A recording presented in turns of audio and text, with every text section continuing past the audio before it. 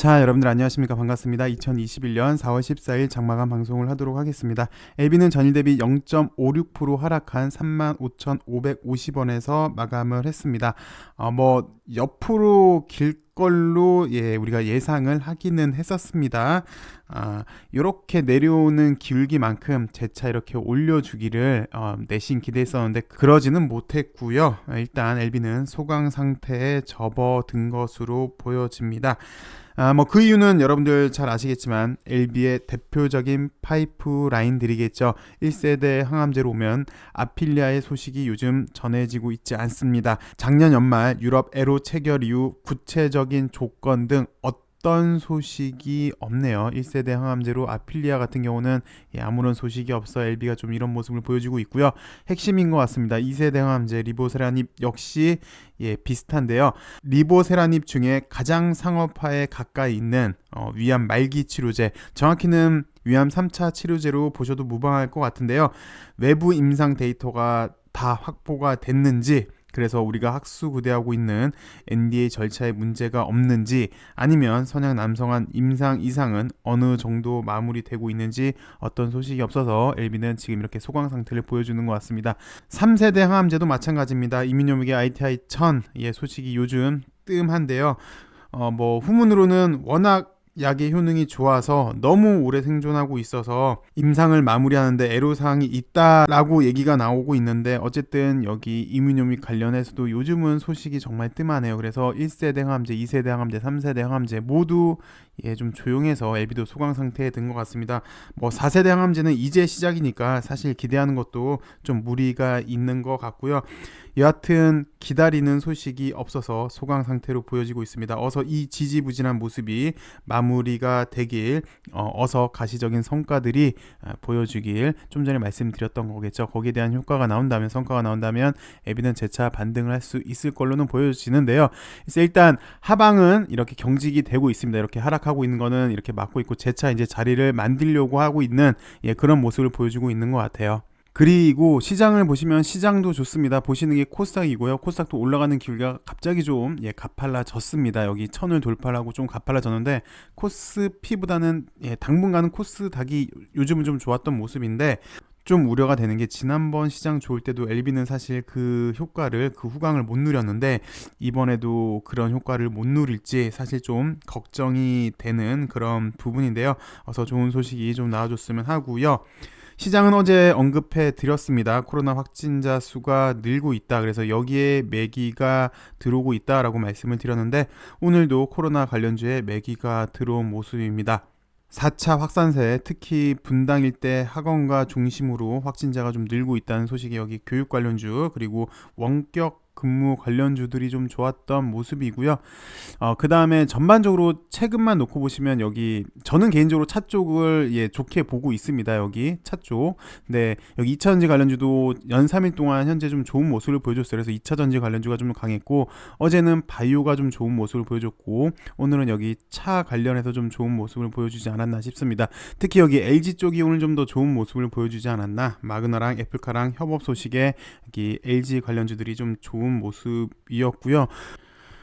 글쎄요, 개인적으로는 오랜만에 말씀을 드리는데 개인적으로는 현기차를 좋게 봅니다. 근데 현대차도 그렇고 기아차도 그렇고 지금 전반적으로 기간 조정 중에 있잖아요. 현대차도 그렇고 기차도 마찬가지인데, 근데 얘네들 보시면 일단 코스피가 그렇게 탄력적이지가 않아요. 이렇게 잘 상승한 다음에 기간 조정을 좀 보여주고 있는데, 왜 그저께도 말씀을 드렸지만 이 당시 때 올렸던 주도주가 전차였잖아요. 근데 지금도 보시면 전차가 좀 쉬고 있어요. 그래서 현기차도 지수에 따라 좀 움직이지 않을까, 좀 더 기간 조정이 필요하지 않을까, 그래서 지수가 올라가면 전차 관련으로 올라가지 않을까, 개인적으로는 그렇게 생각이 들고요. 그 다음 LB 관련주 중에서는 여전히 넥사가 가장 좋아 보입니다. 오늘도 약 7.5%대 상승을 했는데, 이렇게 좋은 이유를 좀 살펴보시면, 일단 우리나라가 현재 백신 수급에 문제를 겪고 있죠. 그래서 집단 면역력에 차질이 생기고 있는데, 최근 백신 관련주들이 잘 나갔던 이유를 한번 살펴보도록 하겠습니다. 제가 몇 개의 기사를 스크랩을 해왔는데요. 첫 번째 뉴스부터 살펴보도록 할게요. 국산 백신 개발하는 기업들이 왜 주가가 좋은지 살펴봤더니 이런 수급에 문제가 있었더라. 그래서 내용을 한번 살펴보시면요. 해외 제약사가 개발한 백신의 국내 접종 계획에 차질이 빚으면서 국산 백신을 개발할 것으로 기대되는 기업들의 몸값이 치솟고 있다. 그래서 여기 뭐 진원도 그렇고 셀리디도 그렇고 유바이오도 그렇고 제넥신도 그렇고요. 또 아이진도 마찬가지고요. 얘네들이 몸값이 좋았는데 지난주에 아스트라제네카 백신 혈전증에 논란이 있었고요. 노바백스 백신도 계획보다 도입 시기가 늦어지게 됐습니다. 게다가 노바백스 같은 경우는 아직 허가를 받은 국가가 한 군데도 없죠. 그래서 그리고 모더나도 있는데 모더나는 잠시 후에 설명을 드리도록 할게요. 그래서 정부에서는 빨리 수급 공백을 없애기 위해서 백신 수급 공백을 없애기 위해서 백신 후보로 국산 백신 후보를 임상 3상에 진입시키겠다는 목표로 예산을 투입을 했고요.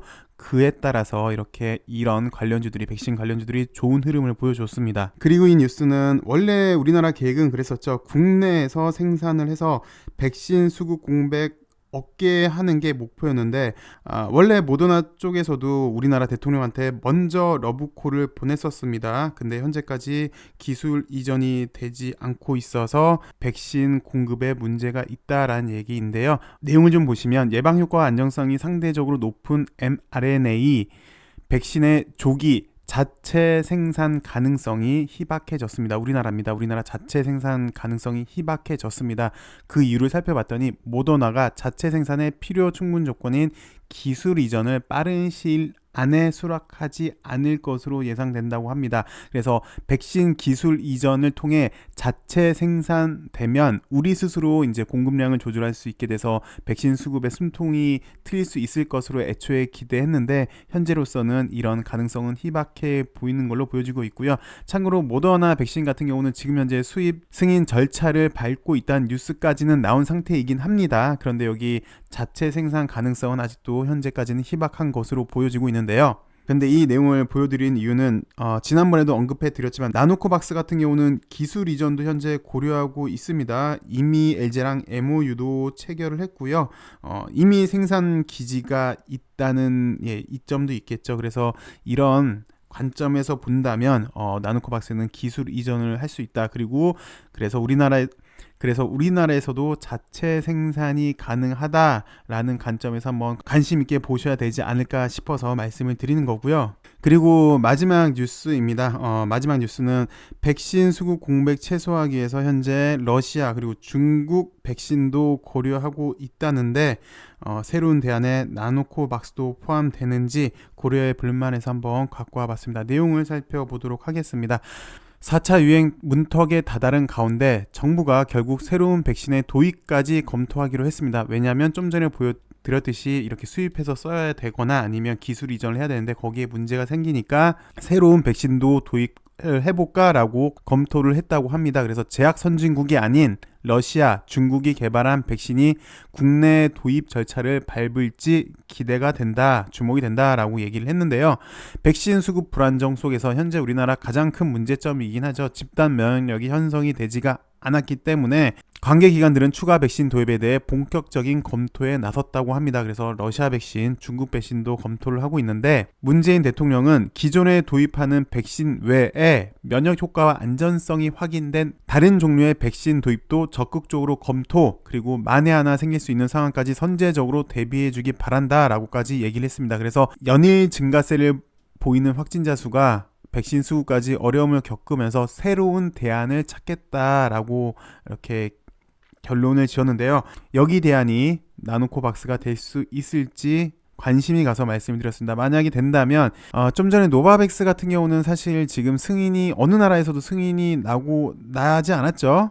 노바백스 같은 경우는 이렇게 백신을 허가한 국가가 없어요. 그래서 세계적으로 널리 사용되지도 않는, 그리고 허가도 이루어지지 않는 백신을 접종시키겠다라고 이제 정부가 하면은 좀 그러니까 이미 만약에 나노코박스가 긴급 승인을 받아서 접종이 된다면, 그리고 나노코박스의 임상 효능이 좋다면 충분히 나노코박스도 새로운 대안이 되지 않을까 싶어서 이렇게 말씀을 드렸는데요. 큰 흐름으로만 보시면 만약에 우리나라랑 이렇게 성사가 된다면 기술 이전도 성사가 되고 되고 임상 결과도 좋다면 현재 LB는 돌파구를 찾아야 되는데 그 시발점이 되지 않을까. 그래서 HBS의 첫 성과물을 기대해 볼 수 있어서 그래서 관심이 가는 부분입니다. 그리고 넥사 현재 경고에 있죠. 그래서 넥사가 언제 경고가 해제됩니까? 라고 문의하시는 분들이 계셔서 오늘 여기에 대해서 간단하게 설명을 좀 드리도록 하겠습니다.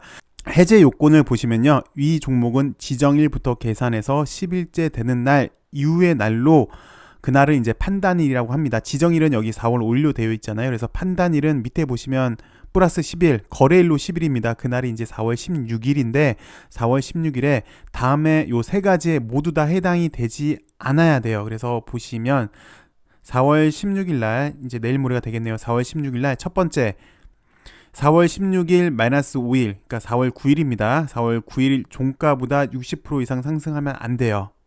그리고 두 번째 4월 16일 마이너스 15일, 그 날이 이제 3월 26일인데 3월 26일 종가보다 100% 이상 상승하면 안 돼요. 그리고 마지막으로 4월 16일의 종가가 최근 15일 종가 중 최고가이지 않아야 돼요. 그러면 이제 경고가 해제가 되는데 어떻게 되는지 한번 살펴보도록 하죠. 자, 4월 9일날 종가를 보시면 종가가 8,400원이죠. 그래서 8,400원 곱하기 1.6 13,440원 이상이 안 되면 되는 거죠. 그리고 두 번째 3월 26일 종가가 3월 26일 종가를 보시면 5,860원이에요. 5,860원 곱하기 2 11,720원 11,720원을 넘으면 안 돼요. 11,720원 이상이 아니어야 하고요. 그리고 세 번째 요건은 최근 15일 종가 중 최고가가 아니면 됩니다. 그래서 계산해 보니까 요거는 13,440원이 아니어야 되고요. 그 이상으로 가면 안 되고요. 요거는 11,720원 이상이 되면 안 돼요. 그러니까 결국은 11,720원을 넘어가면 안 되겠네요. 왜냐면 여기 모두 해당되지 않아야 하기 때문에.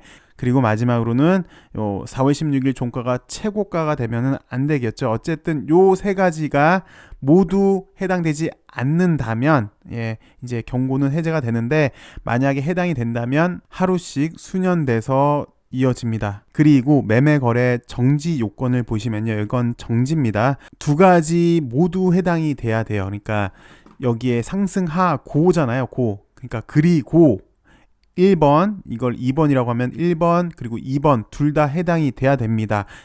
또는이 아니에요. 여기는 그리고예요. 그래서 이 내용을 살펴보시면 1번은 무슨 말이냐면은 투자 경고 종목 지정일, 그러니까 이게 4월 5일이었죠. 4월 5일 이후 2일 동안 40% 이상 상승하고, 이게 1번이고요. 2번은 4월 5일 이전 종가보다 높을 경우 1회에 한해서 매매 거래가 정지가 될 수 있는데, 요 모두를 충족을 시켜야 되는데, 오늘 넥사를 보시면 4월 5일 전일 종가가 넘어섰잖아요. 첫 번째. 그래서 해당이 될 수는 있는데, 좀 전에도 말씀을 드렸지만 그리고잖아요. 그리고 그러니까 2번은 충족은 시키는데 1번 요건 지정일 이후 2일간 40% 상승을 해야 되는데 2일간 40%를 상승을 하지 않아서 정지는 되지 않습니다. 이렇게 투자 경고 해제에 대해서 살펴봤는데요. 어느 분들은 이렇게 경고가 해제가 되면 그때부터 시작한다라고 말씀하시는 분도 계십니다.